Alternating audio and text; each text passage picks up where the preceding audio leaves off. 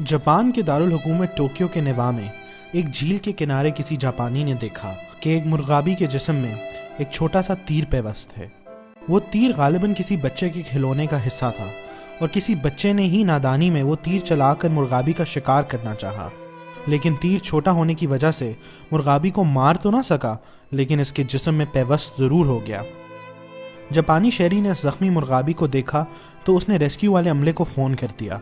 देखते ही देखते रेस्क्यू का अमला गाड़ियों समेत वहां पहुंच गया। लेकिन जब मुर्गाबी को पकड़ना चाहा कि इसके जिस्म में पेवस्त तीर निकाल दिया जाए तो मुर्गाबी उड़ान भरकर झील के दूसरे किनारे पर चली गई। ये सूरत हाल देखकर रेस्क्यू के अमले ने अपने हेडक्वार्टर से मजीद मदद मांगी और देखते ही देखते रेस्क्यू का हेलीकॉप्टर वहां अपने अमले समेत पहुंच गया और ये बात जापानी मीडिया तक भी पहुंच गई। रेस्क्यू अमला इस मुर्गाबी को इलाज की गर्ज से पकड़ना चाहता था और मीडिया के लोग मुल्क भर के अवाम को लाइव कवरेज के जरिए आगाह कर रहे थे।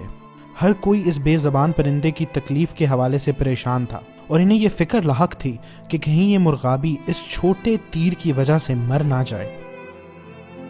कई घंटों की तको-दो के बाद मुर्गाबी को पकड़कर इसे वेटरनरी अस्पताल ले जाया गया, जहां इसका इलाज किया गया।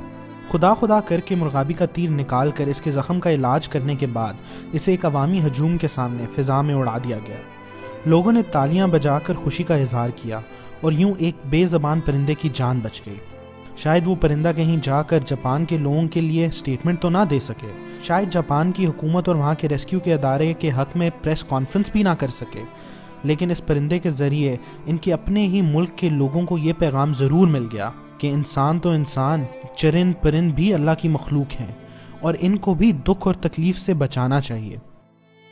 28 नवंबर को कराची में स्टेट लाइफ बिल्डिंग से एक नौजवान के जान बहक होने की खबरें सबने देखी और पढ़ी होंगी।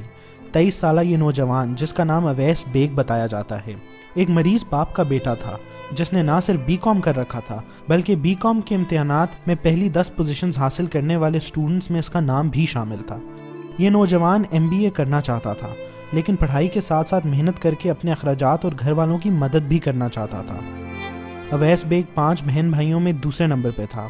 इसकी बड़ी बहन की शादी हो चुकी है और अवैस बेग अपने वालिदैन का बोझ बांटना चाहता था। वो स्टेट लाइफ बिल्डिंग के 8वें फ्लोर पर KESC के दफ्तर में इंटरव्यू के लिए गया था।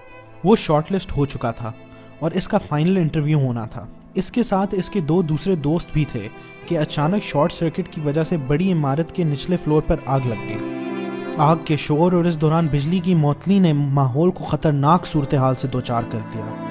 अवैस बेग ने घबरा कर अपने दोस्तों को आवाज़ दी, लेकिन कोई जवाब ना आने पर वो अपने औसान बहाल ना रख सका। शायद इसके ज़हन में बल्दिया टाउन की फैक्ट्री में लगने वाली आग और उससे होने वाली हलाकतों के वाक़े ने मज़ीद खौफ पैदा कर दिया था। अवैस बेग ने खिड़की के रास्ते बाहर निकलने की कोशिश की।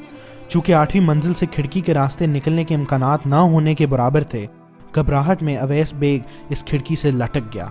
बिल्डिंग के नीचे लोगों का हजूम इकट्ठा हो गया। गुजरती ट्रैफिक में भी लोग इसी नौजवान को यूं जिंदगी और मौत के दरमियान लटकता देखते रहे। मीडिया के लोग भी अपने कैमरा लेकर पहुंच गए और शायद सब ही इस लड़के के गिरने का इंतजार करने लगे। बिल्डिंग में आग थी, लोग इसकी मदद को भी ना पहुंच सके और जैसे कि हमारे बारे में लतीफ़ा मशहूर है कि यहाँ पिज़्ज़ा और फास्ट फूड 10 से 15 मिनट में होम डिलीवरी के ज़रिए घर पहुंच जाता है, लेकिन पुलिस, डॉक्टर या फायर ब्रिगेड घंटों में आती है। बस अवैस बेग के साथ भी ऐसा ही हुआ। वो बेचारा 15 मिनट तक इंतहाई बेबसी के साथ सैकड़ों लोगों के सामने लटकता रहा। इसी दौरान अवैस बेग ने ज़रूर अपनी माँ को पुकारा होगा, अपने बाप को याद किया होगा, अपनी बड़ी बहन जिसे इसने अपने हाथों से डोली में बिठाया होगा।